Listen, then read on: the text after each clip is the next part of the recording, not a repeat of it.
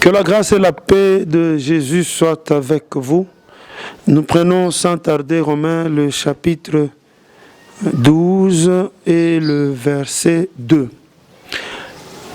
Ici c'est l'apôtre Paul, un apôtre qui a fait ses preuves, un apôtre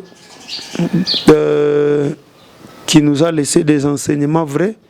Pour moi, tout ce que cet homme m'a écrit est vrai, je crois en ça. Je ne peux rien enlever. Tout est vrai. Si toi tu trouves qu'il y a certaines choses qui ne sont pas vraies, c'est ton avis, mais tu commets une grave erreur. Tout ce que cet homme a écrit est vrai.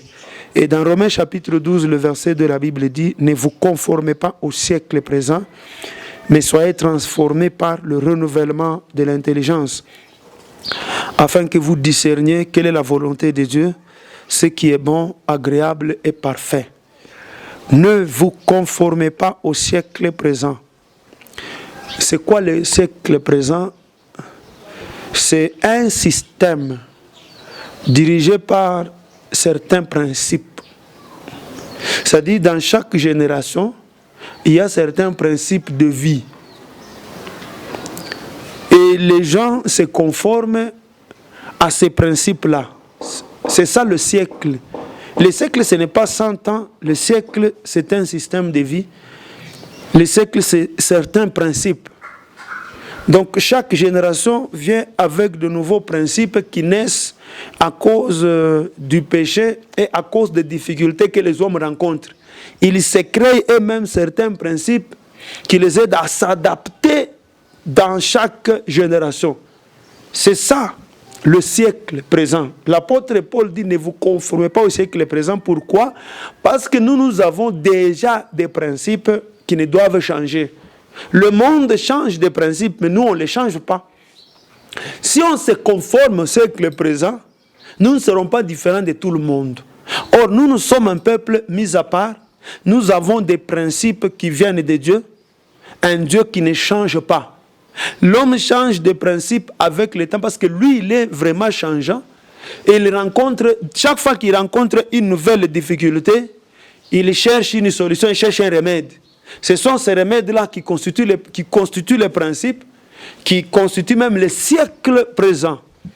Donc l'apôtre Paul nous fait voir que nous devons garder nos principes depuis les apôtres jusqu'à aujourd'hui. Le même enseignement. Le temps change. Les années passent. Mais le chrétien doit être le même dans toutes les générations. Peut-être l'habillement change, le régime pour manger change, mais je dois être le même. C'est-à-dire le chrétien qui était dans l'église de l'apôtre Pierre ne doit pas être différent de l'église du chrétien qui est dans l'église aujourd'hui. C'est si vous conformez que vous pouvez tout changer. Et puis vous allez embrasser quel principe? Parce que nous avons déjà nos principes à nous qui sont valables et qui se sont justifiés dans toutes les générations. Il dit soyez transformés par le renouvellement de l'intelligence. Ça c'est un enseignement très long. Mais qu'est-ce qui se passe? Quand un homme rencontre le Seigneur Jésus-Christ, il est sauvé. Mais il a un bagage acquis depuis sa naissance dans le quartier, les études faites chez les voisins, dans la tribu. Il a un bagage là. C'est ce bagage-là qui a besoin d'être renouvelé. Ici, quand on parle de l'intelligence, on parle d'un bagage qui doit être renouvelé. C'est-à-dire, chaque enfant de Dieu, dans n'importe quelle génération, il a déjà un bagage. Le jour où il rencontre Jésus-Christ de Nazareth, il connaît déjà certaines choses. Ce sont les principes de vie qu'il a.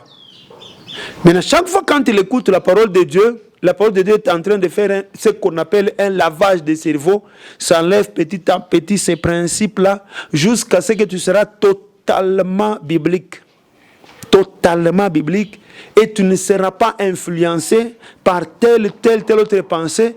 Les tribus ne vont pas, ta tribu ne va jamais t'influencer. Tes études ne viendront jamais interférer dans l'exercice du ministère.